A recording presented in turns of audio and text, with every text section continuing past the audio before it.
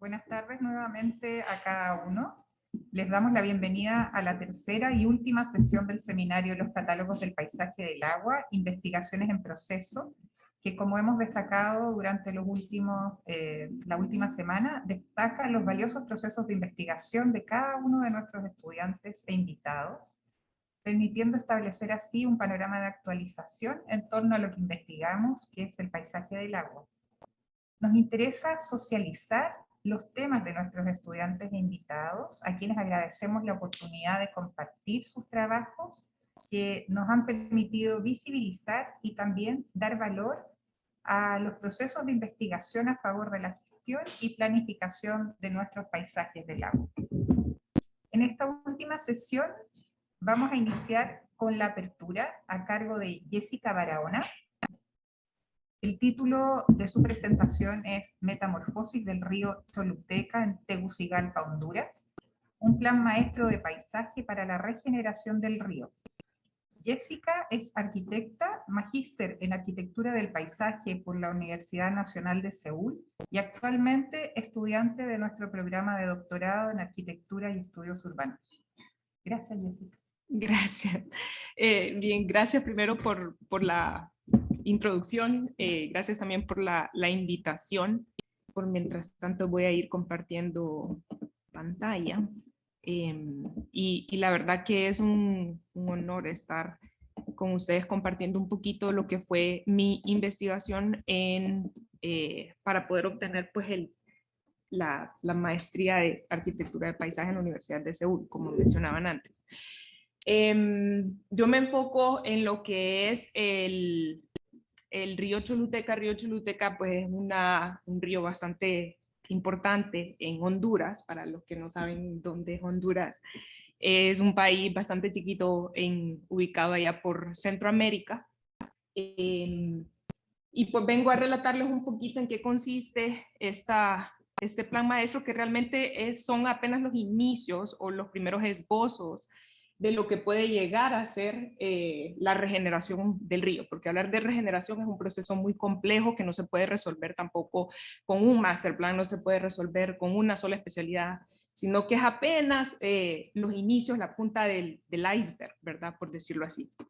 Entonces esta presentación la he pues dividido en los siguientes secciones: introducción, para darles un poquito del contexto, el propósito de la investigación, la metodología que utilicé, cuáles fueron los resultados y pues una bien pequeña conclusión. Y las palabras claves en las cuales se enmarca esta investigación es lo de que diseño regenerativo, lo que llamo landscape literacy, bueno, no yo lo llamo, pero se conoce landscape literacy, o alfabetización del paisaje, la ribera urbana, las dinámicas del paisaje y sobre todo lo que es la planificación y gestión de cuencas, ¿verdad?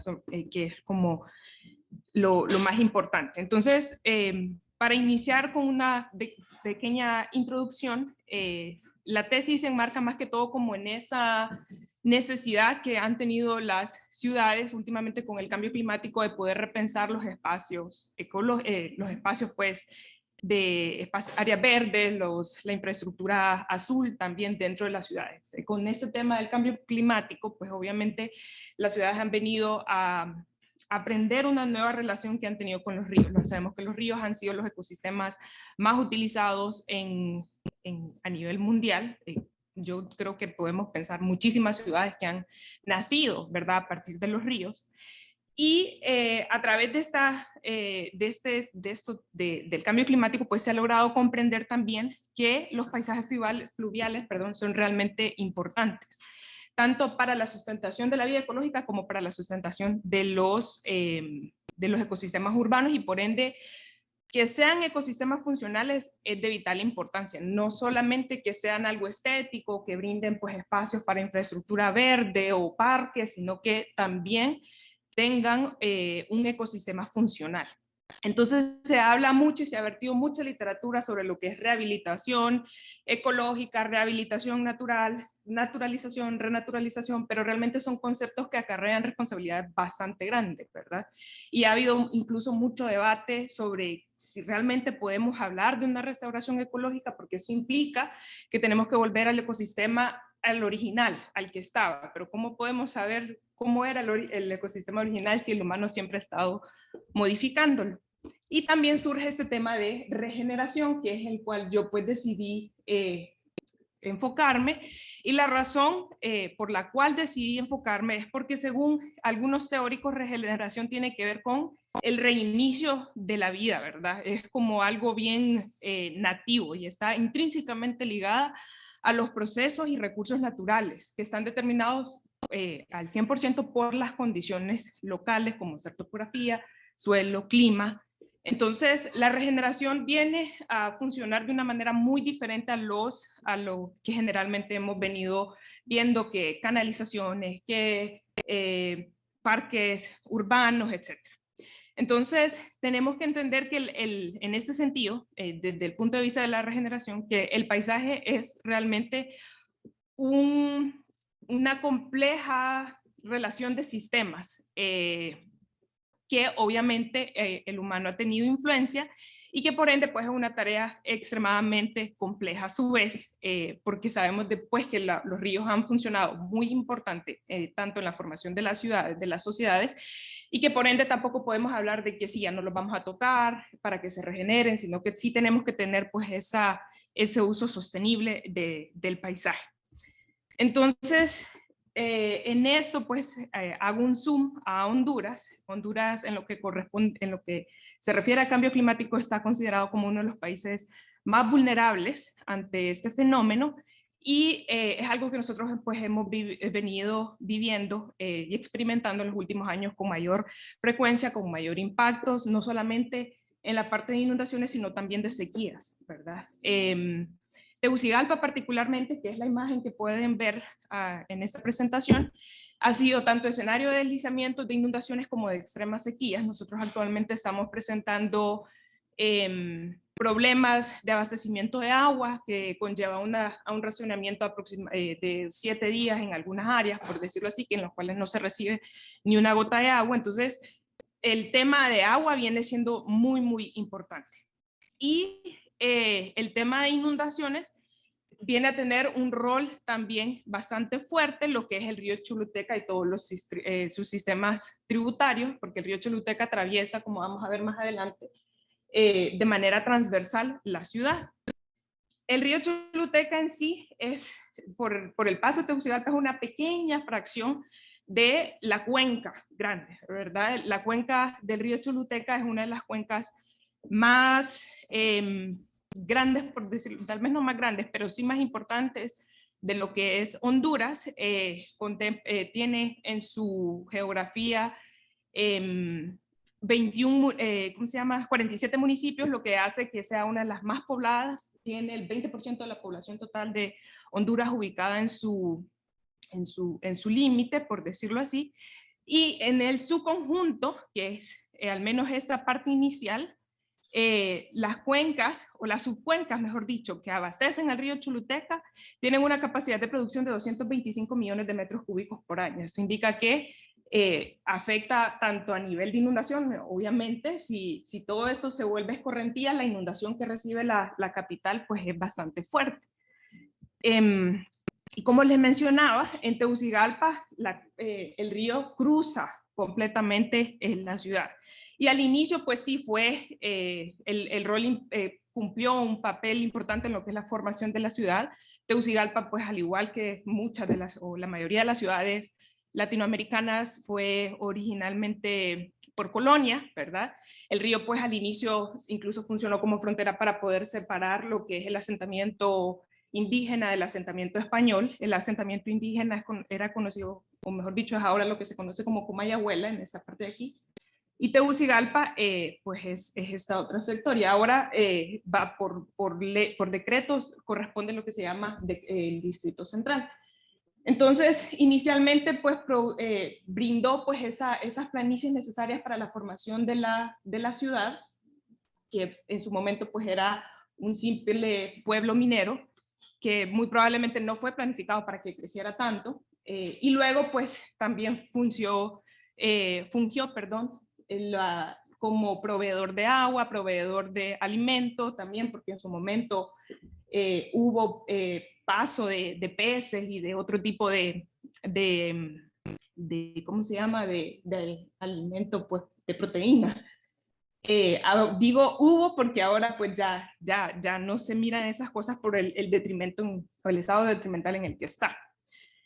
Y el río realmente pues empezó, no tuvo pues esa como importancia que realmente tuvo que haber tenido desde el inicio de la ciudad, sino que más que todo pues fue identificado, fue caracterizado, mejor dicho, por la historia de inundaciones que ha tenido siempre en la ciudad. Se han tenido pues un innumerable registro de inundaciones, pero hay algunas que resaltan por los niveles de destrucción que tuvo en el casco urbano, y entre ellos particularmente el huracán Mitch, que fue en 1998, pues marcó como un punto de inflexión, me parece a mí, porque a partir del huracán Mitch, entonces como que la población reaccionó y empezó a decir, sí necesitamos hacer algo aquí, ¿verdad? No puede ser que siga desbordando, pero pues al final por diferentes factores no se ha hecho nada. Nosotros después de veintitantos años, después del huracán Mitch, todavía tenemos los mismos problemas, no se ha hecho nada para poder ver qué hacer con el río, ¿verdad? En ese sentido.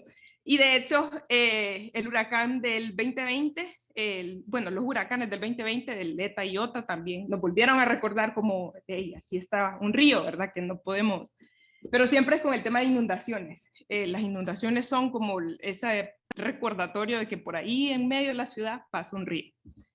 La condición actual, pues, obviamente, el río se ha olvidado, ahora está altamente contaminado, la gente lo utiliza pues para botar todo tipo de desechos, hay mucho desecho industrial también, los olores son pues innombrables, ¿verdad? Y realmente no forma parte. Entonces, uno se pregunta cómo realmente uno puede pensar en regeneración, ¿verdad? ¿Qué es lo que conlleva una regeneración?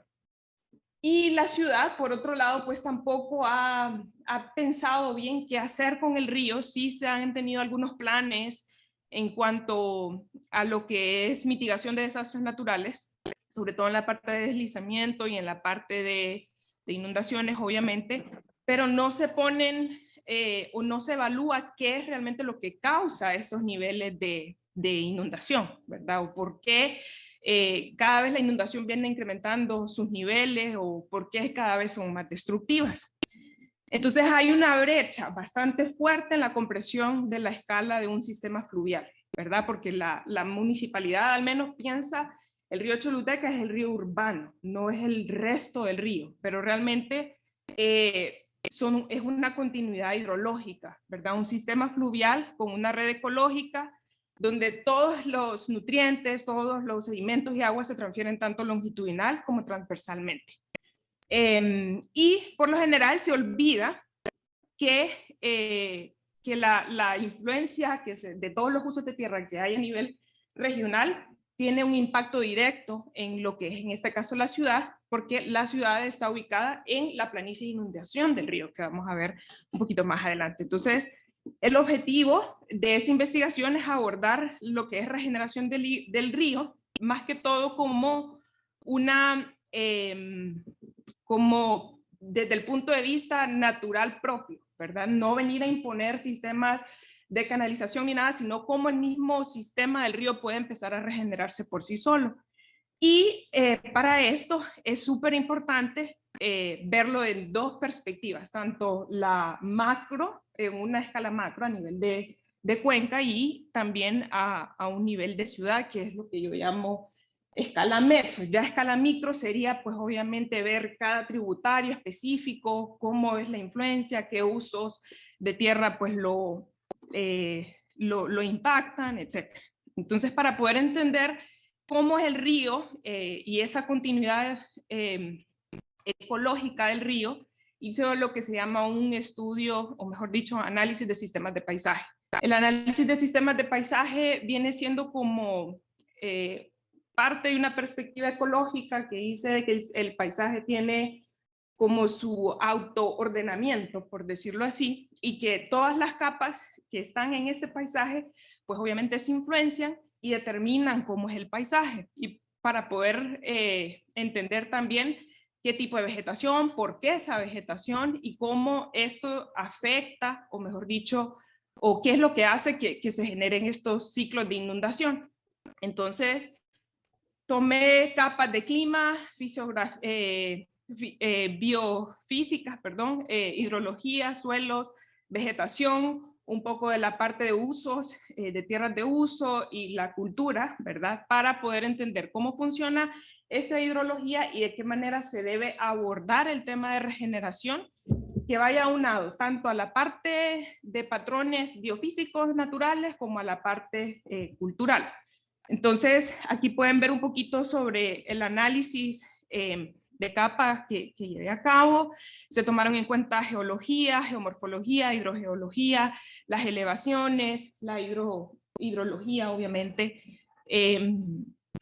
los usos de suelo, factores también antropogénicos como los incendios forestales, que son un efecto tan marcado en la cuenca. Los incendios forestales, pues, es uno de los problemas más recurrentes en lo que es toda la región del río Choluteca y obviamente en otras regiones del país, pero enfocadas pues en el estudio y la vegetación. Entonces, luego de ese análisis, pues pude entender cómo es que funciona este paisaje del río Choluteca, ¿verdad? Que está determinado básicamente por 3 elevaciones, por decirlo así, la elevación más alta, que está predominantemente dominada por lo que son bosques nublados latifoliados, que tienen una alta capacidad de recolección de agua también y de regeneración de agua por el tipo de vegetación que se encuentra ahí. Está también las elevaciones medias, que se caracterizan por lo que son bosques bosques mixtos, tanto de pino como encino, y están las elevaciones bajas, que es donde se encuentra la ciudad de Tegucigalpa. Entonces, en resumen, el agua se produce obviamente en las partes altas de las cuencas y toda la escorrentía se concentra en las áreas de inundación, en las planicies de inundación, que es donde está ubicado Tegucigalpa. Entonces, ¿qué pasa si hay usos de tierra que han estado degradando todas estas elevaciones? Obviamente los niveles de agua van a aumentar en la parte urbana, ¿verdad? Que es donde el río pues naturalmente tiene su área de inundación. Entonces, como les mencionaba, en el paisaje de montaña se encuentran las partes más altas, lo que es el pinus, con diferentes especies, también que estos están asociados con lo que es las especies epífitas, que las especies epífitas son las que se encargan de recolectar y de regularizar los flujos de agua.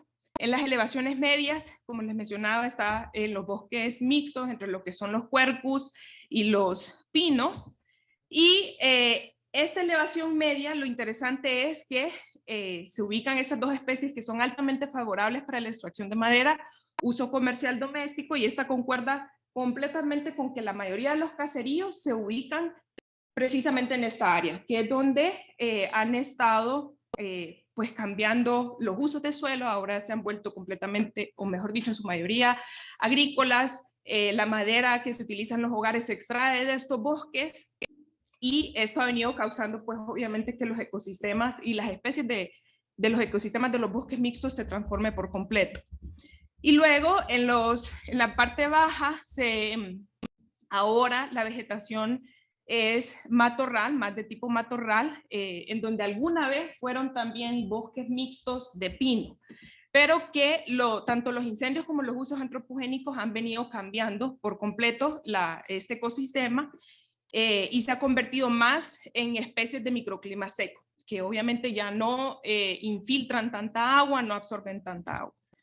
Entonces, así como bien general, hay muchos problemas asociados a las subcuencas del río Choluteca: la agricultura intensiva, la expansión urbana, los cambios de vegetación, que esos cambios de vegetación tienen que ver con la alteración de los caudales, la agricultura que genera también una presión hídrica bastante fuerte.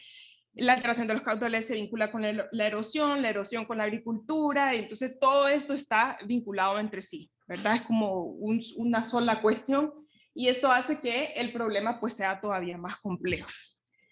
Pero logré identificar pues que sí, definitivamente la vegetación nativa era clave para poder controlar un poco todas estas inundaciones que se estaban dando en el río abajo. Un ejemplo de eso pues es lo que mencionaba de las epífitas, que estas mantienen pues bastante, es decir, la capacidad de regulación de flujo de estas especies que se han identificado, más de 800, es bastante importante y actualmente están siendo también bien afectadas por lo que son incendios, por lo que es expansión de la frontera urbana. Entonces pensé de qué manera se puede involucrar o iniciar este master plan, ¿verdad? Considerando todos esos problemas desde el punto de vista de la macrocuenca. Entonces encontré esta, o mejor dicho, decidí utilizar esta teoría por el venezolano Governur, no sé si lo pronuncio bien, que él habla mucho de las armaduras informales. ¿Y por qué esto? Porque tanto la ciudad como el resto de la cuenca en su mayoría es informal. Entonces, esta teoría lo que, bien a grandes rasgos, lo que busca hacer es brindar funciones específicas de acuerdo a lo que él determina como parches magnéticos, parches administradores, parches transformativos en los usos de tierra que ya están. Entonces, ¿cómo se les puede brindar una función diferente a la que actualmente están desarrollando estas aldeas informales, estos caseríos, para poder pensar en una regeneración?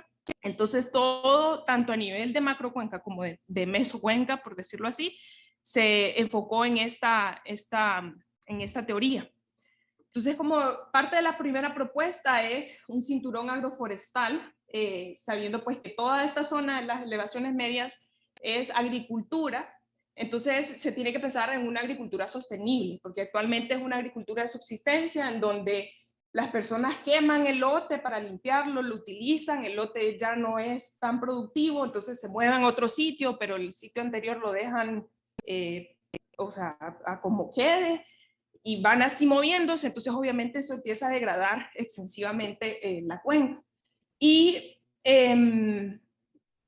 ¿por qué el sistema Quezungual? Quezungual es un sistema agroforestal que ya se ha implementado en Honduras, de hecho tiene origen hondureño. Este se ha implementado en la región del Lempira y es un sistema que se ha comprobado que tiene altos niveles de recuperación en lo que son ecosistemas. Entonces, básicamente, así también a grandes rasgos, el Quezungual lo que busca es combinar tres tipos de capas, la capa de árboles, la capa de árboles podados, que son las que se utiliza para poder recuperar madera para uso del hogar, y luego también está la capa agrícola que se tiende a utilizar una policultura, ¿verdad? Que es obviamente diferente a la monocultura, que es más agresiva. Entonces, esto, como les decía, se ha implementado en la región del Lempira y se han encontrado una serie de beneficios, entre los que se puede ver que se retiene mayor capacidad de agua, se recupera lo que es la cobertura del suelo, se disminuye la erosión, las escorrentías, etcétera, etcétera. También pensé en implementar, en diversificar, que no solo sea la agricultura, porque obviamente si todos nos ponemos a hacer agrícolas no va a ser sustentable. Si nosotros tenemos un problema de sequía bastante grande, entonces pensé en implementar lo que en África han implementado ya, que se llama bancos de agua, en donde las personas se encargan de recopilar agua. Eso se puede hacer como a nivel de acuicultura también, y básicamente se retiene y se vende esa agua, ya sea a los agricultores o entre ellos, entre la comunidad, y se ha visto también que ha resultado pues beneficioso. Luego hago zoom in a la parte del río urbano y empiezo a identificar qué es lo que ha estado pasando en el río urbano, principalmente en el eje, porque si me voy a los tributarios, pues eso hace, ya no me ajusto el tiempo. Pero ¿qué pasa en el río urbano, verdad? Y la verdad que todos los usos que identifiqué en el río urbano suceden también en en todos los tributarios de la parte urbana, ya en la parte urbana. Entonces, tenemos asentamientos informales, una gran cantidad de asentamientos informales, asentamientos marginales, como esos de aquí. Hay espacios abandonados producto de la inundación del huracán Mitch, alta contaminación y sobre todo una percepción muy negativa hacia el río que está vinculado a los procesos de inundación. Entonces, para cambiar un poco o dar ese inicio, siempre pensando en las funciones performativas de la teoría informal de las armaduras informales, perdón. Entonces pensé que en el río que se puede convertir en un eje tanto verde como de infraestructura azul a lo largo de la ciudad, y puede cambiar también esa relación que tiene cada uno pues, de los usos que colindan, por decirlo así, con el río. Y entonces se genera como una especie de master plan, por decirlo así, en donde se identifica todas esas funciones que pueden ir apareciendo en estos grupos, ¿verdad? Cómo puede un asentamiento informal ser administrador de esa porción de río que le corresponde, por decirlo así, qué es lo que puede hacer. Y entonces, en ese sentido, se identifican también 3 componentes que cada uno, vuelvo y repito, cumple una función diferente. Están los corredores magnéticos, esos corredores protectores, perdón, ya voy a terminar. Luego están los parches transformadores, los receptores, los administradores. Entonces, todo en sí es no cambiar lo que está en uso, sino darles una función diferente, para que no se sienta tampoco como un choque que yo vengo a imponer, sino que también esto genere una especie de sense of place, ¿verdad? De que las personas se apropien de ese espacio y por ende pues tengan esa necesidad de cuidarlos. La agricultura sigue siendo pues una de las actividades más fuertes, incluso en la parte urbana. Entonces se combina en los valles fértiles del río, que es donde se llega mayor cantidad de sedimentos también de las montañas, el sistema de las chinampas mexicano, que el sistema de las chinampas pues trata de utilizar de convivir con el agua, básicamente. Entonces todas las funciones que se brindan en la parte urbana tiene que ver en cómo esa ciudad cambia, ¿verdad? Cómo cambia esa relación con el río. Y por otro lado, pues también se plantea el tema de la revegetación a través de la vegetación nativa, y se identifican algunas especies que han sido parte de los bosques de galería del río, que se pueden empezar también a incorporar en el master plan, porque generalmente cuando se dan planes de regeneración, de revegetación en la ciudad, implantan especies vegetales que no tienen nada que ver. En un área donde todo el bosque de pinos, implementan lo que son palmeras, por dar un ejemplo. ¿Qué tienen que hacer las palmeras ahí? Nada, ¿verdad? Y obviamente eso da una presión adicional a los ecosistemas locales. Entonces, en ese sentido, el río, pues, este plan trata de dar su aporte en 3 aspectos principales.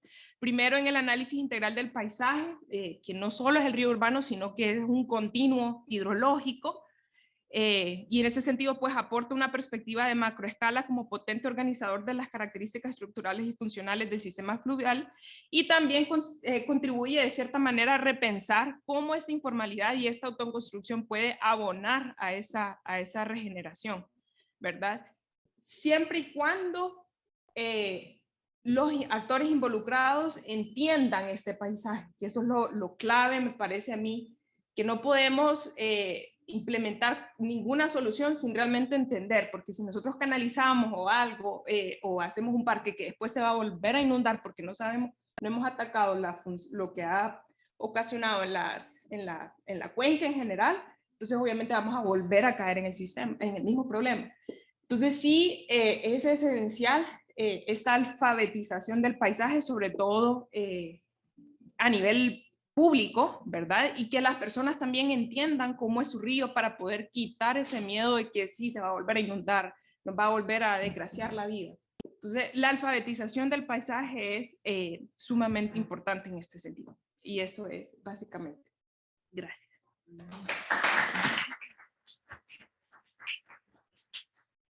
Muchas gracias, Jessica. Sin duda, súper interesante también estar al tanto de la realidad latinoamericana, así que muchísimas gracias por tu presentación. Seguimos a continuación con la presentación de Benjamín Santander, uno de nuestros estudiantes de arquitectura y del magíster en arquitectura del paisaje de nuestra universidad. Se trata de su tesis que está en curso, de máquina energética a máquina ambiental, estrategias para la revalorización y democratización del borde dinámico del embalse Rapel.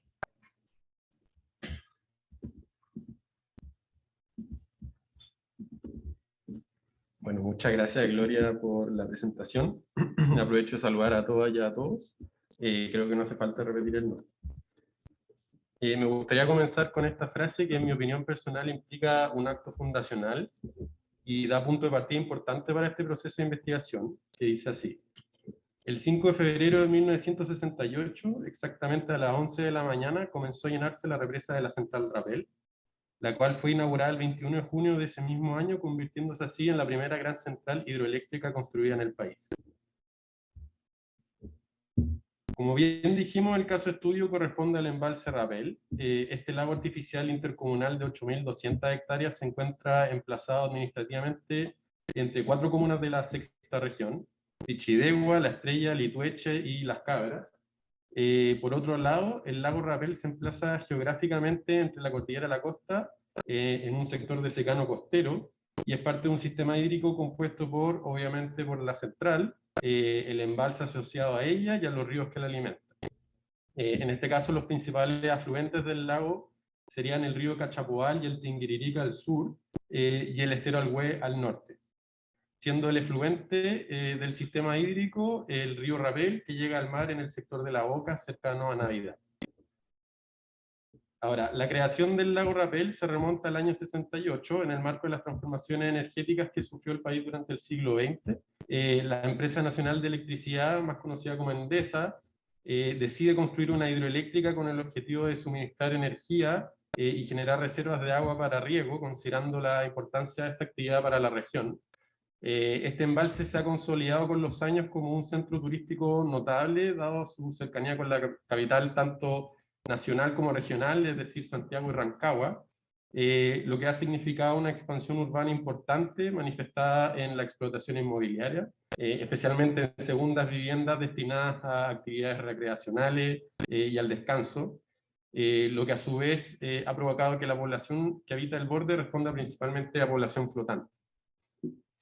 Entonces, a mediados del siglo XX, bajo la perspectiva del territorio como un recurso explotable y considerando la abundancia hídrica y el relieve geográfico chileno, el país rápidamente descubrió un potencial para la generación de energía a través de esta implementación de embalses de contención y acumulación de agua.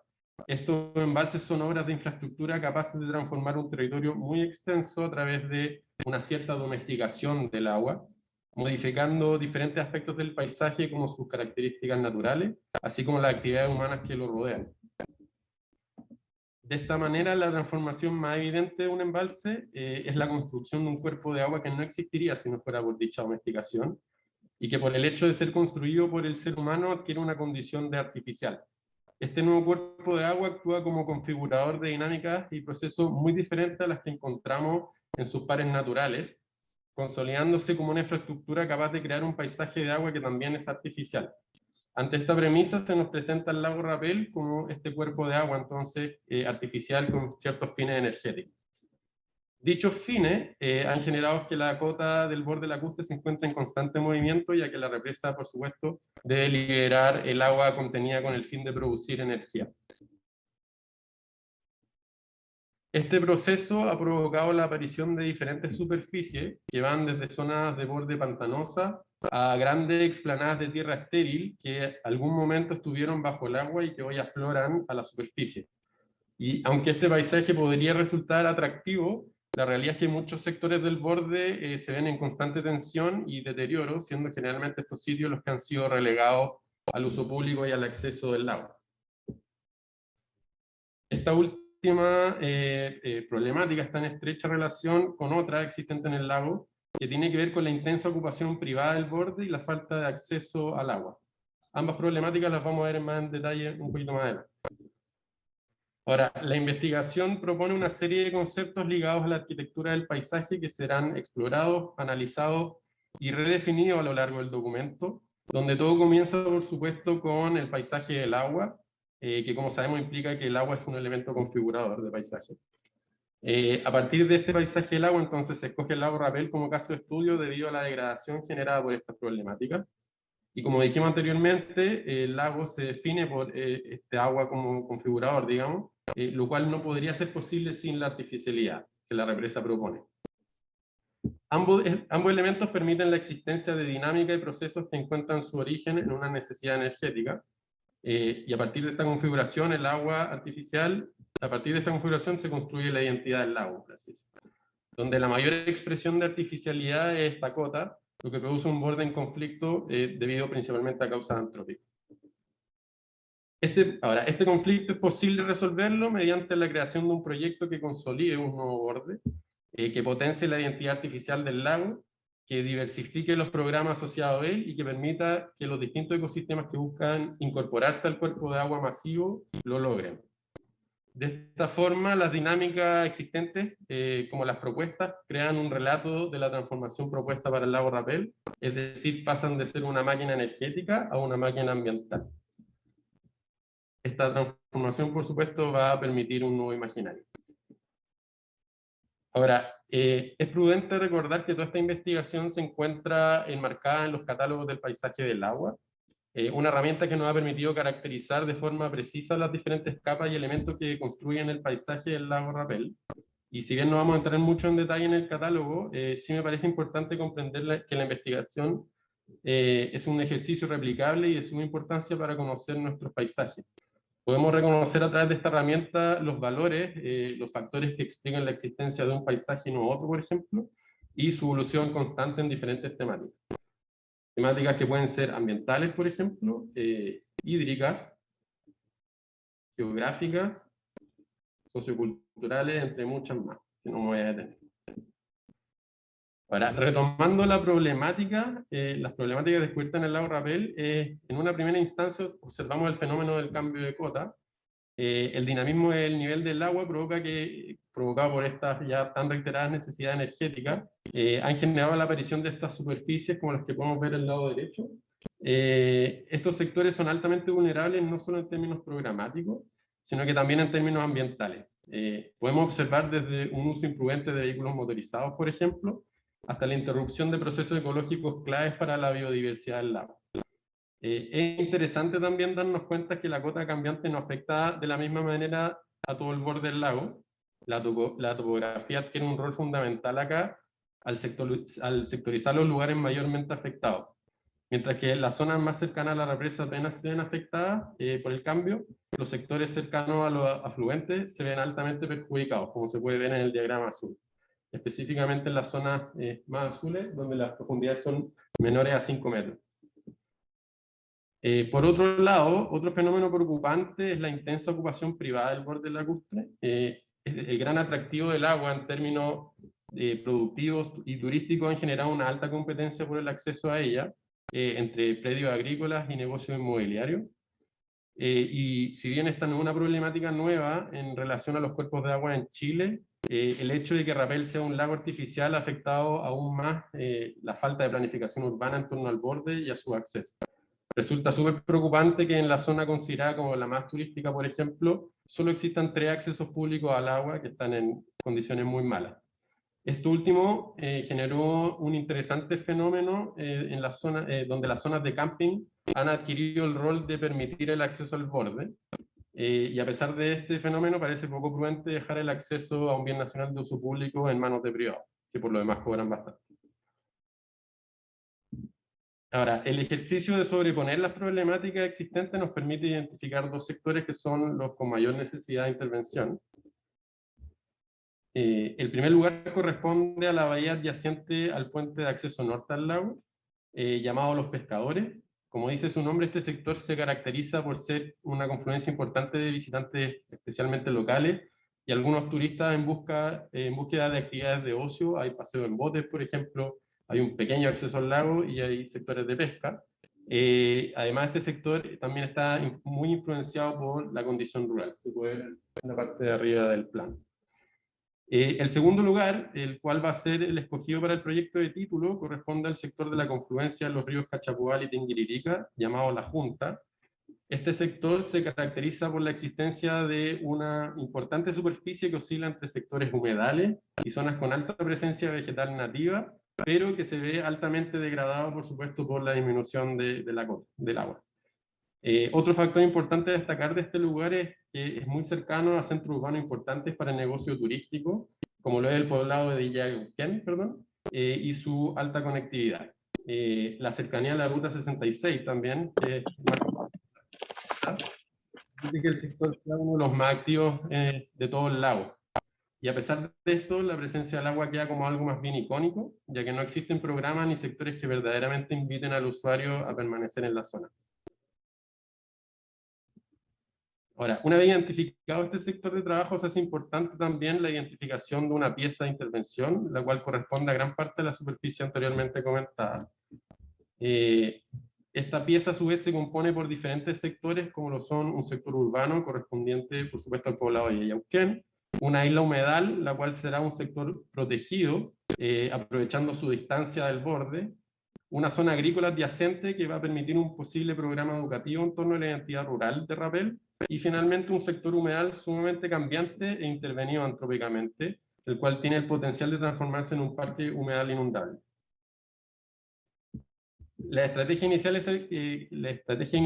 que se plantean responden principalmente a tres ejes, socioculturales, ecológicos y de infraestructura, donde no me voy a detener en cada uno de ellos, pero es importante comentar que estas estrategias se traducen en operaciones principalmente para controlar la inundación, es decir, la topografía, generar un paseo de borde y una playa que permita el acceso público, y la creación de programas educativos que potencien la protección del humedal que ya existe por parte de vecinos de la zona. Todas estas estrategias se traducen en un proyecto el cual yo nombro Parque de Borde Humedal La Junta. Lo que ven acá es un ejercicio inicial de un proyecto que se encuentra, por supuesto, en proceso, pero sin embargo, algunas de las estrategias que se logran apreciar en este plano son la sectorización de diferentes programas, por ejemplo, el acceso al parque, la isla de protección, un sector agrícola. También se ven las estrategias urbanas en la zona de Yayauquén, y el trabajo topográfico del humedal, donde se propone una especie de esponja humedal que permita disminuir el impacto del dinamismo del agua. Finalmente, me gustaría cerrar esta presentación mostrando algunos cortes de proyecto que dan cuenta de que la realidad del borde no solo se reduce a calle, playa y agua, sino que empieza a verse un sistema mucho más complejo de sectores que van desde el humedal a zonas reforestadas, micro lagunas, estanques propuestos, canales y ríos, haciendo del borde una especie de grosor más que simplemente algo icónico. Eso, muchas gracias.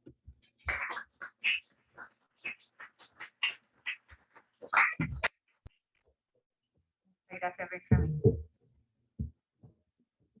Seguimos adelante con la presentación de Matías Niehaus, arquitecto y magíster en diseño de entornos sostenibles de la Universidad Austral de Chile. Matías va a presentar su tesis finalizada en el año 2021, Análisis morfológico de la interfaz fluvial de Barrios Bajos en Valdivia, como caso de regeneración urbana fluvial. Muchas gracias, Matías, por estar con nosotros compartiendo tu trabajo. Hola, muchas gracias, Gloria, y gracias por la introducción.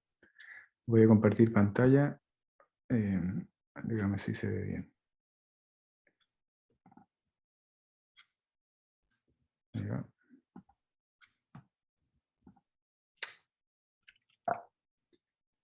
Bueno, como ya fue mencionado el título, quiero aclarar por qué el nombre de interfaz fluvial y no de borde fluvial.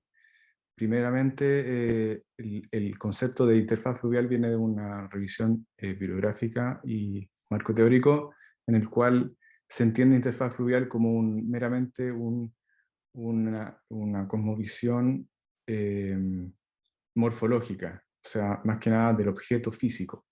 versus un borde fluvial se entiende como su interacción a nivel antropológico con el agua, en fondo a través de un pasar del tiempo, más bien, de una dinámica de relación. Entonces esto se centra principalmente en un análisis morfológico. Acá en esta foto pueden ver que, bueno, Valdivia, como bien se conoce, es una ciudad netamente fluvial, principalmente por sus afluentes y por ser un gran estuario navegable, el cual tiene la profundidad para albergar hasta submarinos. Ahí más en la esquinita se puede ver dónde está el submarino como museo, y por el carácter de que sea fluvial, de aguas dulces, un estuario de agua salobre, dulce principalmente por los ríos y afluentes de toda la región de los ríos, es un lugar muy propicio para embarcaciones. Bueno, como introducción, aparte de Valdivia en sí, Valdivia como ciudad nace como un área nodal en un contexto de paisaje fluvial, y por tanto desde su inicio es una centralidad política territorial. Su relación está siempre en constantes cambios espaciales, políticos, económicos, culturales, dependiendo de sus épocas, pero hay un hito bien importante que es el terremoto de 1960, el cual destruye principalmente por el Riñiguazo los anhelos y deseos hacia el río, porque la gran inundación provocó en los barrios bajos, que dado su nombre, se inundaron al menos 2 metros, y todo el terremoto destruyó realmente la ciudad con el río, o sea, el movimiento telúrico y el río. Y este estudio pretende valorizar y rescatar los espacios públicos fluviales con una representación en torno a lo que es la vitalidad que tiene la interfaz con los barrios, la morfología más bien, y la vitalidad, lo que genera esta calidad en el fondo de vida. Es importante tener en claro la protección de este medio natural. También entender que el uso privativo puede provocar la degradación social y ecológica, por tanto su vitalidad, y la morfología actual, que vendría siendo la hipótesis, que voy a presentar más adelante, impactaría en la regeneración de la relación que tenemos con el borde fluvial, o sea, con el borde. Aquí tengo fotos. Este estudio, para ser un poco más acotado, está centrado más que nada en la escala barrial. Aquí tenemos fotos de contraste en cuanto a las edificaciones en el borde, desde bodegas municipales, esquinas, casas, habitacional, equipamiento educacional y todo lo que vendría siendo la apropiación del borde en sí. Desde 1970, o sea, desde el terremoto hasta hoy, el crecimiento ha sido fragmentado, la mercantilización del borde en el fondo, y la liberación del mercado del suelo ha generado, junto con la falta de la regularización y planificación urbana, ha generado un desaprovechamiento en el fondo ha generado esta problemática de desaprovechamiento del marco geográfico, ignorando la identidad hacia el borde. También ha generado diversos conflictos e intereses en cuanto a la población hacia el río, y hay una limitada coordinación, colaboración en cuanto a cómo se define el uso y cómo se realiza realmente el acceso de la ciudad hacia el río. También tener en cuenta cuál es la relevancia en el fondo. Aportan a la interacción social, generan sentido de pertenencia, respeto al medio ambiente, tener los cuerpos de agua, en el fondo sabemos lo que generan, un aporte a la calidad de vida, bienestar, cohesión social, recreación, generan un aporte estético y simbólico, y valores culturales, básicamente. Como hipótesis, planteo que la morfología de este borde, de esta interfaz física, en sus dimensiones de legibilidad, accesibilidad y diversidad de uso, impactarían en su regeneración como espacio público fluvial. Por tanto, como objetivo, se analizó la morfología de la interfaz en sus dimensiones de legibilidad, accesibilidad y diversidad de uso, reconociendo los elementos que permitían definir los criterios de regeneración como espacio público fluvial. Teniendo en cuenta, se toma principalmente la visión de la gestión integral, en el enfoque de la gestión en el fondo del espacio público, tomando en cuenta la gestión antrópica, desarrollista, econocéntrica, y tomando también los conceptos de paisaje, la visión naturalista, como geografía cultural, o sea, teniendo en cuenta que no es solamente paisaje prístino, por así decirlo, sino que nuestra relación con este mismo es importante entenderla desde cómo nosotros nos relacionamos con el río. Y esto genera al final un gran desafío en cuanto a la planificación del paisaje, y sobre todo a legislar en los bordes ribereños, en los bordes lacustres, recientemente presentado por el compañero aquí, y evaluar el valor ecológico de un borde también tiene su complejidad. Entonces, así como breves conclusiones, la sectorización y la falta de regulación ha generado que esto esté en conflicto. Y en cuanto a la escala de espacios públicos en la escala barrial, la interacción social genera mayor vitalidad y también a su vez genera mayor sostenibilidad. Voy a continuar. El área de estudio, como bien dije, Barrios Bajos se encuentra en la parte baja, dado su nombre, de lo que vendría siendo la parte como de la península de Valdivia, por así decirlo, donde el meandro del río genera lo que vendría siendo una plataforma donde se asienta la ciudad. Barrios Bajos, realmente, dado que el río Cruces, como ven acá, no sé si ven mi mouse,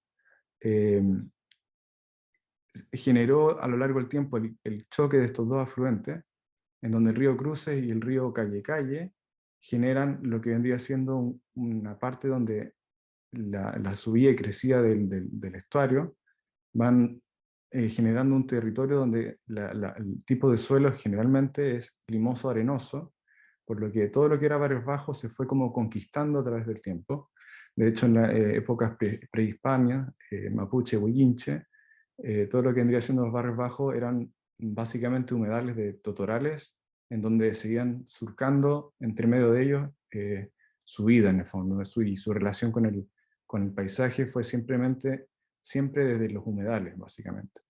Porque todo lo que vendría siendo el santuario del río Cruce se junta con el río Calle Calle, el cual es de mayor profundidad, pero a su vez genera este encuentro de ríos, lo que provoca, si ven esta carta fluvial, zonas ¿cómo se llaman estos? Los arenales, básicamente, donde se estancan las arenas, donde el choque de aguas van generando zonas bajas de navegación, y por tanto constantemente se estuvo sacando la arena aquí con dragados. De hecho, la DBP, la Dirección Portuaria de Ríos, está constantemente limpiando un poco el fondo, y cada cierto tiempo se tiene que dejar el paso. De hecho, está bien limitado, y todos estos puntitos que se ven en este mapa generan el paso fluvial navegable, básicamente. Hay que señalar que generalmente se entiende Valdivia como una gran costanera, pero en los Barrios Bajos no hay costanera, eso lo voy a mostrar más adelante, y por tanto es interesante analizar su morfología. Como metodología utilicé un análisis de contrastes y desde la cartografía, desde las cartas fluviales, cartas de navegación, el catastro de tipologías de vivienda, de alturas, de uso de suelo, también la validación de esta información con lo que está levantado por el INE y el Servicio de Impuesto Interno.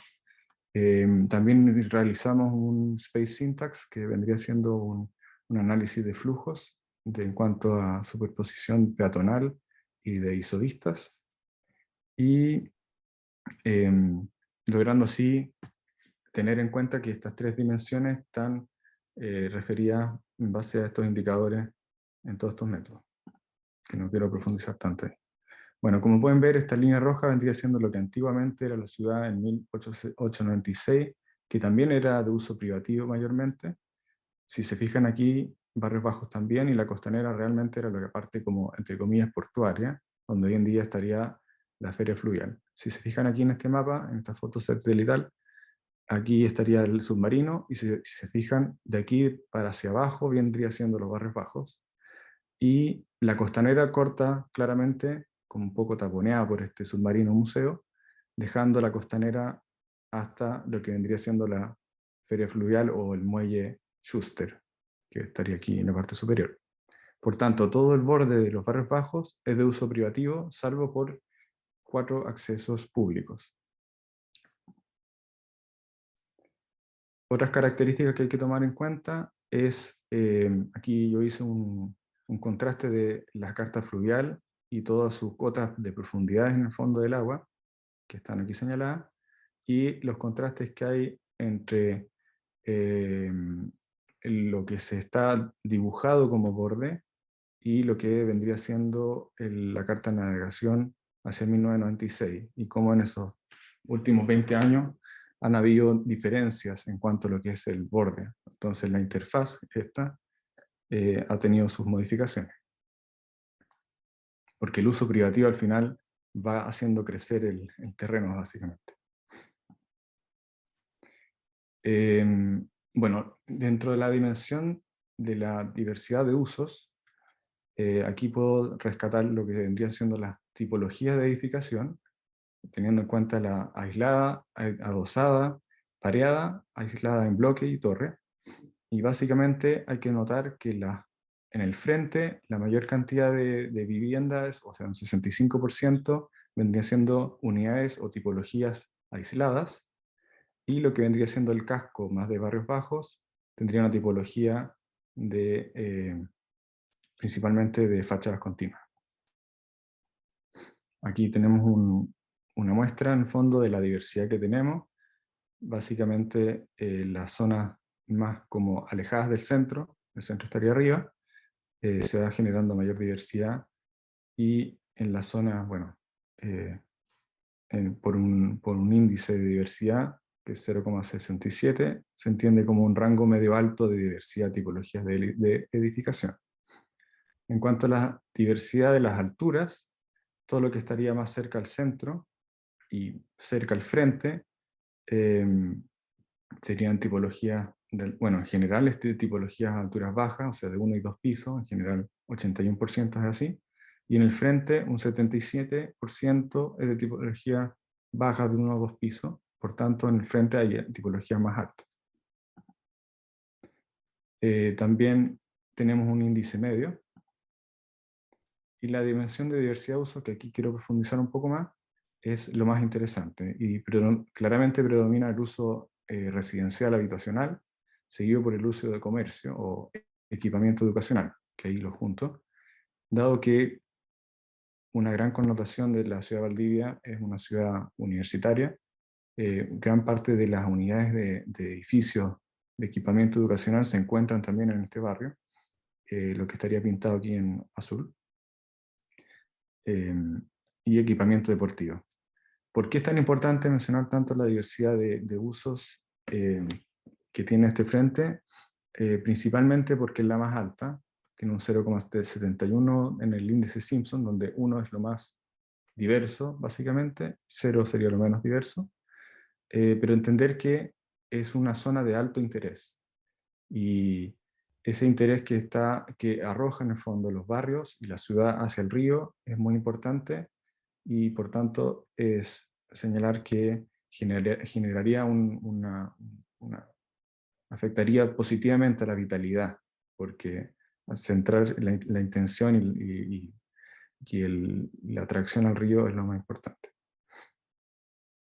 Como tomando números en cuenta, la manzana 1, que vendría siendo la más próxima al centro, es la que presenta mayor diversidad, y las que tienen menos diversidad estarían básicamente más alejadas, donde estaría centrado principalmente el uso residencial en los usos. En cuanto a la dimensión de accesibilidad, este es un esquema de resumen, donde tenemos aquí el submarino, donde estaría el muelle Schuster, en la calle Lautaro. El otro acceso público estaría al lado del tercer tribunal ambiental, próximo al Torreón, en donde hay también una bajada al río, y todo el resto hacia abajo, en su uso privativo, está principalmente marcado por equipamientos fluviales o muelles de uso privado. Si pueden fijarse aquí, hay un total de 38 muelles, de los cuales solamente 2 son públicos, y de un total de 6 rampas de acceso, una es pública, y bueno, hay realmente 3 accesos efectivamente públicos, que vendría siendo Lautaro, el azul de aquí arriba, el que está aquí en el Torreón, y la concesión marítima pública que conecta gran parte a los leñeros de la Isla del Rey, boteros que llegan aquí con sus botes, también es público. También hay que considerar que hay calles que son públicas que llegan hasta el río en su límite, que vendría siendo la calle Berens y la calle Lillo, que están bloqueadas básicamente con una pandereta. Por tanto, hay posibilidades de hacer accesos públicos, con calles directamente conectadas a la trama de la ciudad. En esta dimensión también se hizo un análisis de morphomethod, o análisis morfológico en cuanto a las dimensiones de las manzanas, teniendo en cuenta que la manzana de equipamiento, por así decirlo, educacional es la más grande, la manzana del centro es la más pequeña, que tiene mayor cantidad de frente de calle, lo que generaría un resultado de baja accesibilidad peatonal, porque las manzanas tienden a ser muy largas en el borde, en lo que vendría siendo las manzanas del frente, versus las manzanas que están más hacia los barrios bajos, que tienen dimensiones normales, por así decirlo, con un promedio de 120, 150 metros de manzana, lo que genera mayor accesibilidad en cuanto a su frente. Tomando en cuenta estas tres nodalidades que vendrían siendo los hitos dentro del barrio, uno es el Torreón de los Canelos, otro donde estarían las universidades, y otro donde estaría la dirección portuaria, o el nodo de Pasaje Lillo, se toman la cantidad de lotes residenciales prontos a lo que vendría siendo estos tres nodos, teniendo en cuenta que hay una densidad media alta de habitacional, y esta tiene un promedio de 0,3 de índice de accesibilidad al frente. En cuanto al análisis de agente, en el fondo aquí computacionalmente se arrojan un cierto número de peatones, por así decirlo, y aquí podemos arrojar cuánto, en el fondo, este parámetro muestra la superposición peatonal. Y dado que estos accesos, al estar en ciertos ángulos, el programa arroja bajo en el fondo superposición peatonales, donde estarían las conexiones al río, principalmente por sus estrechas accesibilidades, también en cuanto a la morfología de la misma trama, no propicia en el fondo terminar en los bordes, además que no hay mucho donde terminar. Por tanto, es casi nula el acceso al río en cuanto a su análisis de agente. Esto impactaría netamente la vitalidad. Hay zonas que son más en el interior de los barrios. Si ustedes tienen la oportunidad de visitar, se van a dar cuenta que no se ve el río, tampoco se accede porque no hay donde acceder, salvo también hay ciertos lugares que aquí está representado en gris y azul oscuro, donde las universidades, siendo espacios público-privados, entre comillas, permiten el acceso, pero realmente no se logra generar una superposición peatonal dado las axialidades. En el fondo, este análisis se genera a partir de las concavidades de los espacios. Mientras más cóncavo versus la axialidad, se genera los bolsones donde la gente puede permanecer, básicamente. Y eso generaría mayor superposición. Bueno, se sigue pasando lo mismo. En cuanto a la legibilidad del río, desde la misma calle, aquí pueden ver la parte más céntrica, próxima al submarino, donde tenemos una visibilidad al río, gracias un poco a estas como grandes ventanas que se generan a través de las unidades, edificios en el fondo aislados, comunidades como volúmenes morfológicos, generan ciertas ventanas hacia el río. Cuando ya se empieza a fragmentar la tipología, se generan ciertas ventanas en proyecciones más a lo lejos, como es el acceso a Orellana, donde estaría el Torreón, y que además no tiene un cierto espacio público de calidad, por cierto. Y como pueden ver en el tramo luego de eso, luego de los submarinos, no hay ninguna accesibilidad. y por tanto se puede ver la fachada como oculta, por así decirlo, desde la calle. Esto es como un análisis desde el otro lado. Aquí estaría en el fondo el nodo 2, y este vendría siendo el de la universidad, y el nodo 3, que es donde está la de GOP, donde estaría es la dirección portuaria, y por tanto aquí está el barco que hace de dragado en el fondo del suelo marino, en el suelo fluvial. Y como pueden ver, y les mencionaba, la calle Lillo básicamente termina en una pandereta, desaprovechando claramente el uso que podríamos tener como acceso hacia el río. Termina simplemente en una pandereta. Lo que es, y aquí también en el pasaje Berens, que es una calle pública, también termina en una pandereta. Lo que genera un poco de irritación quizá. Y esta sería la concesión marítima, que también al estar en una profundidad de 100 metros, dada la manzana, también se oculta como acceso visible hacia el río. En cuanto a la dimensión de análisis de isovista, la permeabilidad visual solamente se genera gracias a que algunos cercos están ciertamente podados, pero la morfología aislada permite ciertas ventanas. Si se pueden fijar en la calle General Lagos, que es la paralela hacia el río, donde sí tendríamos vistas, vendría siendo en el Torreón, aquí próximo a uno de estos estacionamientos, que es un terreno baldío, por ejemplo, pero realmente la visibilidad o que tendríamos en la zona de la calle es bastante baja, un rango visual bajo. La permeabilidad es casi nula, como mencionaba, y las concavidades espaciales de la universidad tampoco permitirían un rango visual hacia el interior. Por tanto, todo lo que yo aquí se hizo un rastreo en el fondo de dónde se podía ver, y realmente todo lo que es blanco es lo que es edificado. Los edificios son lo gris, pero lo blanco vendría siendo ramas, jardines, rejas. Entonces todo lo rosado vendrían siendo límites que provocarían la no visibilidad. Y yendo un poco más hacia abajo, aquí está la calle Lillo, que les mencionaba que terminaba en una pandereta. Aquí se puede ver el contraste entre lo no visual y lo completamente visual. ¿Por qué es rojo? Porque claramente estando parado en el río, y entendiendo el río como un espacio público, si estando ahí uno puede tener un rango visual completo. Por eso es rojo. En cambio, en el pasaje Lillo el rango visual es solamente el pasaje.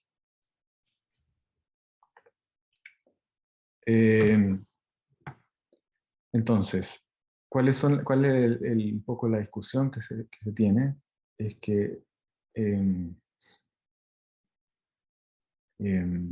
la vitalidad está afectada, principalmente por la morfología que se presenta.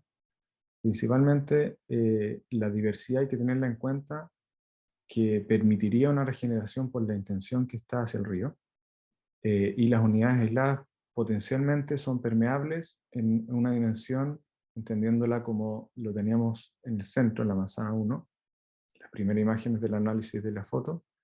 Tendríamos la oportunidad de tener estas ventanas, pero sería claro entender y la morfología entonces de estas ventanas, teniendo en cuenta que la vegetación y los límites de cerco provocarían también una no permeabilidad. También tener en cuenta que gracias a que el borde es privado, también hay mucha diversidad de uso. O sea, gracias a eso existe un gimnasio, existe un club de yates, que vendrían siendo estos muelles que están en la manzana 7, estarían las universidades que también tienen un borde donde se generan actividades hacia el río, teniendo en cuenta que los barrios bajos es la zona de la ciudad donde se genera mayor actividad y contacto hacia el río, teniendo en cuenta también que en pasado era donde se centraban también las industrias. Barrios Bajos era donde se instalaron las industrias durante finales del siglo XIX, y aquí había una relación al río principalmente extractivista, o más bien productiva, más que extractivista, era productiva, pero hoy en día la actividad ha sido principalmente recreacional, deportiva, educacional y residencial. Por tanto, la regeneración, si queremos tener una accesibilidad mejorada, se andaría en el fondo a tomar en cuenta el potencial permeable. Otra de las discusiones interesantes que surge como un descubrimiento paralelo, es que el torreón en sí era antiguamente una isovista y permitía la visibilidad, en el fondo, desde lo que antiguamente eran los humedales, permitía tener una visual directa por todo el río Calle Calle hasta su borde más alejado hacia la Isla del Rey. Por tanto, este torreón se instaló ahí, se edificó ahí como un gran, como un hito, una isovista perfecta para tener la visibilidad completa del río en sí. Y teniendo en cuenta eso como un elemento histórico, es importante entenderlo que hay un cierto patrimonio histórico de esta visibilidad que tiene el barrio hacia el río. Este es el torreón de los Canelos, si se fijan, se puede ver hasta el fondo del estuario, no hasta la Bahía Corral porque después se quiebra con la Isla del Rey, pero sí habría una visibilidad completa. Otra recomendación en cuanto al nodo 2, o sea, primero el nodo 1, perdón, voy a ver para atrás, es un punto estratégico, es como una isovista arquetípica que estaba mencionando, un umbral, que habría que reabrir y consolidar como una nodalidad. Entonces este pasaje, que es la primera flecha que tenemos acá, es intencionar mayormente esta apertura hacia el río que tiene la condición pública y por tanto habría que mejorarla y generar un espacio o muelle.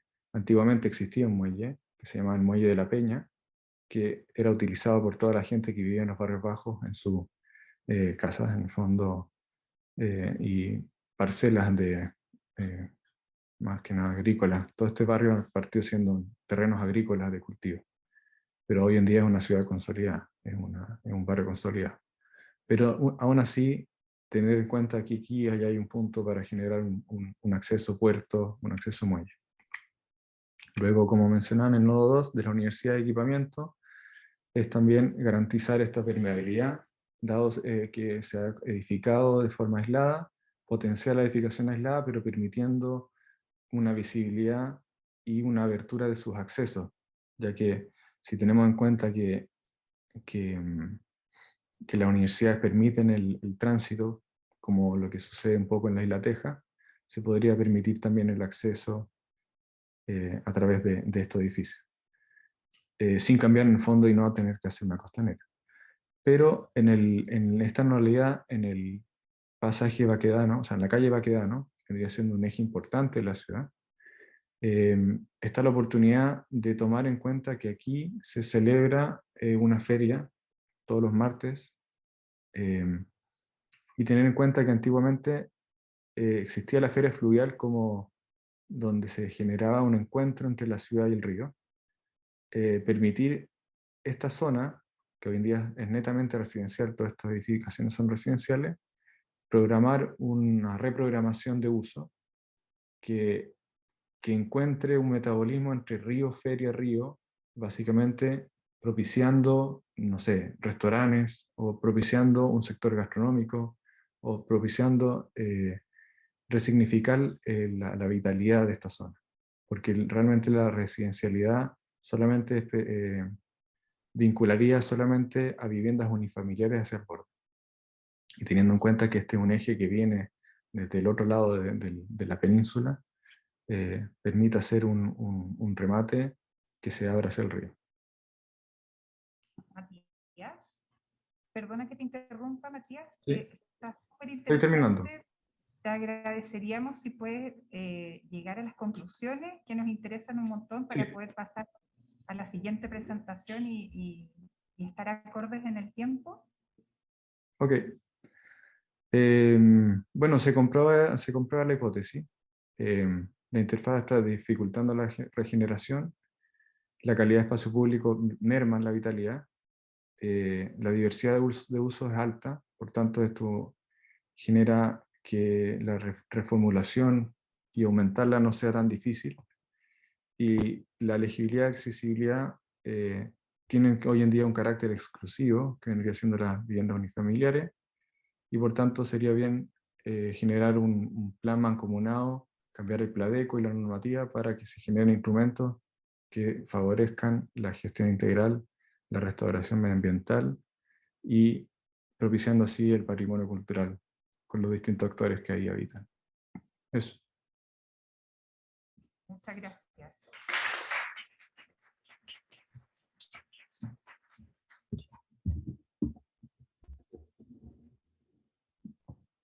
Para finalizar entonces, tenemos la presentación de Bárbara Ahumada, estudiante de arquitectura y del mapa también de nuestra universidad. Se trata de una tesis en curso, La huella del agua como identidad de paisaje, develar y revalorizar Quebrada de las Tinajas.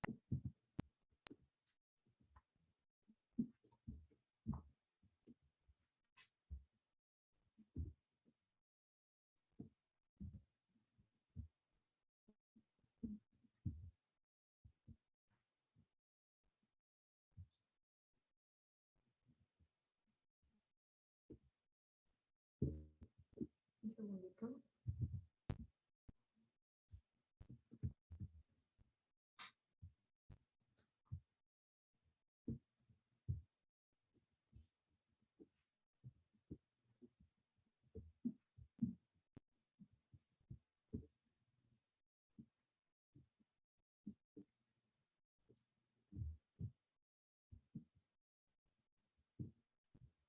Ya. Buenas tardes. A continuación les presentaré mi avance de tesis. Bueno, ya dijeron el título, así que voy a avanzar. El agua cubre un 70% de la superficie del planeta, pero solo el 2,5% corresponde a agua fresca, ya sean ríos, lagos, acuíferos, etc.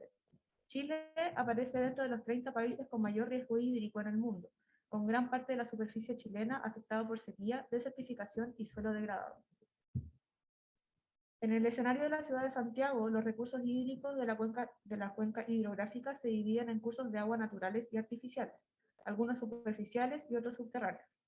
Esta cuenca cuenta con cauces principales como lo son el río Mapocho y Maipo, siendo este último desde donde se desprenden dos cauces importantes, que serían el Canal San Carlos, que atraviesa de sur a norte hasta desembocar en el río Mapocho y el Canal de las Perdices, los cuales proveen de agua a la ciudad, tanto para riego como para captación de aguas lluvias.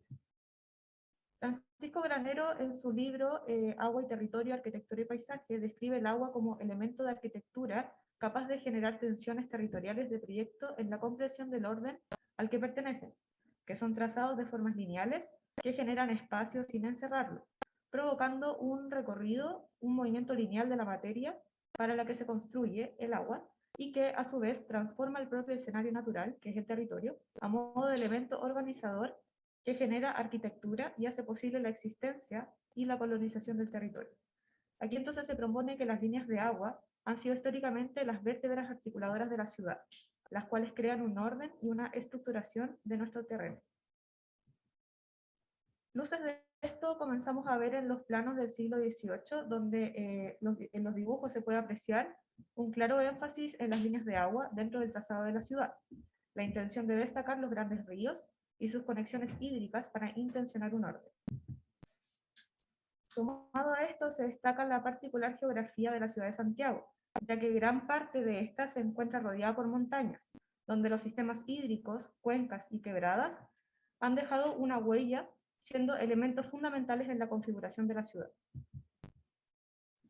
Los sistemas cordilleranos se caracterizan por su dinamismo y su constante cambio, consecuencia de una serie de factores tanto exógenos como endógenos que se relacionan entre sí, influyendo en la configuración de este paisaje natural. Dentro de este contexto se encuentra el sector de la precordillera, donde en el sector oriente de Santiago, las comunas de La Reina, Peñalolén, La Florida y Puente Alto conforman lo que se denomina como el piedemonte andino. Uno de los factores endógenos que moldean laderas y frentes cordilleranos son las quebradas, definidas como formas hidrogeológicas que pueden o no presentar cauce, es decir, algunas poseen escorrentía superficial, mientras que otras presentan en su lecho de vegetación y depósitos, los cuales pueden estar estabilizados o no. En este piedemonte andino existen una serie de quebradas, conos sedimentarios y cauces aluviales, los cuales en conjunto con los ríos y esteros conforman una red hídrica de la ciudad, y a su vez es un espacio de transición entre la trama urbana de la ciudad y el entorno natural de la cordillera. Algunas de estas quebradas que se destacan son la quebrada de San Ramón, la quebrada de Lormidas, la quebrada de Macul, Locañas, Las Tinajas, La Morfilana, entre otras. algunas que finalizan su recorrido al adentrarse en la trama urbana hasta el Canal de las Perdices, y otras que alcanzan a llegar hasta el Canal San Carlos. Las quebradas, según Cristina Felsenhar, en su libro Abriendo Territorios y Paisajes, dice que son espacios que existen entre laderas destinados al paso de las aguas. Son físicamente pequeños valles que resguardan la mayor parte de la humedad y por ende albergan la mayor parte de su vegetación. En estas imágenes de paisajes precordilleranos del siglo XVIII y XIX se puede apreciar esta abundante vegetación que mencioné anteriormente, la cual es capaz de experimentar variaciones, ya sea por los desastres naturales o arrastre de sedimentos, que cambian sus condiciones de vida, conformando paisajes con una singular vitalidad ecológica. Los desastres naturales comentados anteriormente son un factor de riesgo asociado a las quebradas. Estas son zonas de peligro geofísico de remoción de masas, aluviones e inundaciones, debido a las fuertes pendientes del sector cordillerano, ya que sus quebradas realizan sus descargas fluviales hacia el Valle de Santiago. Desde 1908 se ha registrado una serie de aluviones en distintas quebradas de la ciudad de Santiago, siendo el de la quebrada de Macul, el del día 3 de mayo de 1993, el que mayor índice de desastre tuvo. Estas fotografías son del diario El Mercurio, del día 4 de mayo de 1993, el día posterior al aluvión. Este acontecimiento provocó grandes desbordes y las poblaciones ubicadas en la zona contigua a la quebrada se vieron afectadas, sufrieron daños de propiedad, pérdidas e incluso desalojo de sus casas. Las fotografías reflejan lo que vivieron las personas durante esta aluvión: las casas inundadas, la gente rescatando algunas de sus pertenencias, carabineros socorriendo a la gente anegada, incluso utilizando cuerdas, y en la esquina superior derecha de la fotografía se muestra el río Mapocho, que alcanzó los niveles más altos desde la crecida de 1986. El rol y el paisaje de las quebradas ha sido afectado debido al crecimiento urbano, cambiando la fisonomía de estos espacios y convirtiéndolos en sitios de abandono, provocando la degradación progresiva de sus bordes y, en consecuencia, de su entorno. La mayoría de estos espacios aledaños a los cursos de agua de las quebradas se asumen como sitios eriazos, pues han sufrido alteraciones tanto de vegetación como de suelo, por lo que ya no son considerados como territorios agrestes. En estos terrenos se tiende a no considerar los elementos geográficos, hídricos y vegetales que conforman el paisaje característico del lugar, y por lo que al momento de urbanizar esto conlleva múltiples consecuencias tanto visuales como prácticas. La urbanización a lo largo de la franja de las quebradas provoca que estas mismas queden soterradas, erosionando terrenos, desplazando la biodiversidad e impermeabilizando el suelo. Por consiguiente, en lugar de crear una conexión montaña-ciudad, se tiende a la creación de una frontera entre territorios, y al mismo tiempo la percepción de continuidad con entorno geográfico se fragmenta.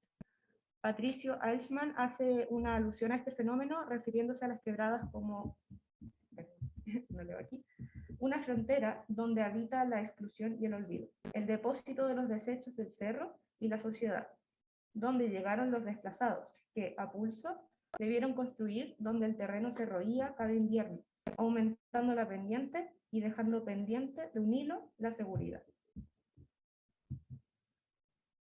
Este es el escenario de algunas de las quebradas de Piedemonte en la actualidad, un paisaje más bien árido donde el crecimiento urbano ha traído como consecuencia la deforestación de grandes sitios para poder llevar a cabo las grandes construcciones inmobiliarias, produciendo una desestabilización de los terrenos, provocando que los ecosistemas estén degradados y vulnerables, y contribuyendo al aumento del riesgo de erosión en este territorio, por impermeabilización de los suelos.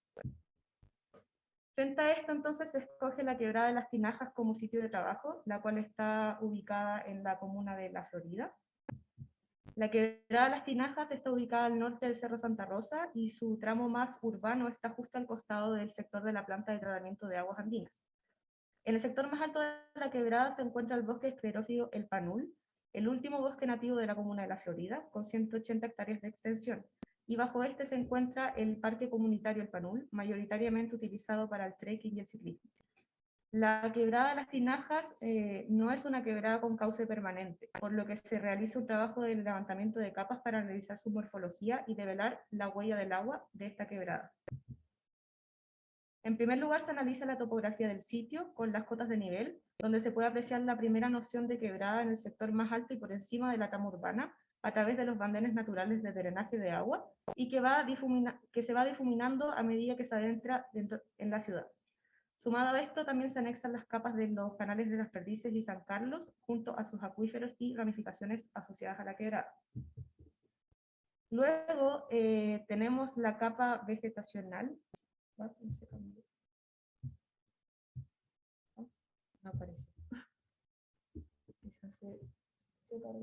Bueno, no importa. En la capa vegetacional se destaca el bosque El Panul, más cercano a la cordillera, donde abundan especies como maitén, el litre, el quillay, espino y guayacán. Luego, en el levantamiento de los senderos y accesos, se nos da cuenta de una problemática vial, la cual tiene relación con que la quebrada no tiene accesos directos en su trama urbana, sino que la concentración de senderos se realiza en la zona del Parque El Panul, más por encima de la trama urbana, antes del bosque esclerófilo. Esto provoca que en los sectores más bajos de la quebrada no se pueda acceder, debido a que algunos caminos pertenecen a propiedad privada o simplemente no hay acceso, lo que finalmente aleja al peatón y hace que la noción de quebrada desaparezca. En el levantamiento de la zona urbana se da cuenta del gran avance que ha tenido de manera ascendente hacia el piedemonte.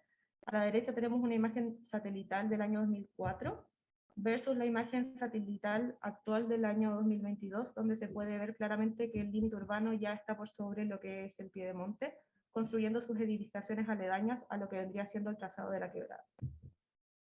Lo mismo se puede apreciar en los campos agrícolas, donde en la línea punteada de la imagen de la izquierda se dibuja lo que antiguamente eran paños agrícolas y sitios eriazos, que abarcaban la mayor parte del Valle de Santiago suroriente, tal como se aprecia en la pintura de la derecha de 1875, Santiago desde Peñalolén, de Antonio Smith, un panorama donde predomina casi en su totalidad un ambiente natural.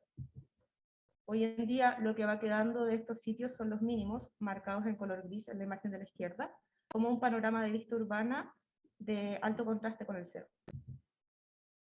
Finalmente, al juntar todas las capas levantadas, aparece la planta general de la quebrada y sus elementos más característicos, y es aquí, en base a este levantamiento, que se puede develar la radiografía del agua de esta quebrada. La huella del agua en el sitio de trabajo no es fácil de detectar debido a los tramos privados y perdidos por el soterramiento, que en terreno no se logran apreciar con facilidad. Sin embargo, en la Dirección de Obras Hidráulicas se señala que el sector del tramo que abarca la quebrada es desde, hasta el Canal San Carlos, y hay un tramo que pasa por el norte de la Avenida Las Tinajas y pasa luego al tramo sur de la Avenida Las Tinajas, terminando su tramo en el canal. Y a la imagen de la derecha finalmente vendría siendo como la salida hacia el canal San Carlos, con estos como infraestructuras un poco improvisadas para control de inundaciones.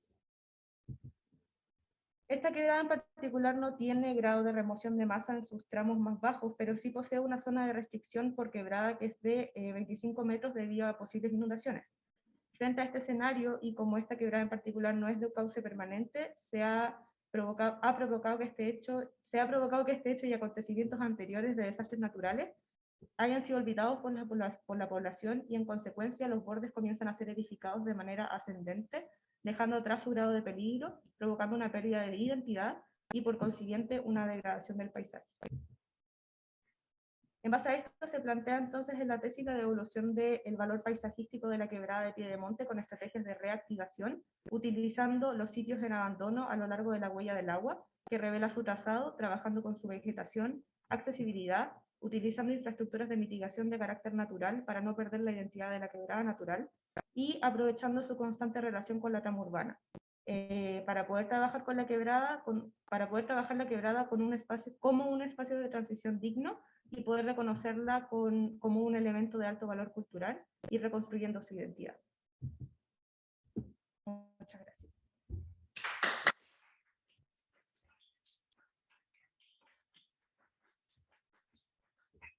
Muchas gracias, Bárbara, por tu presentación.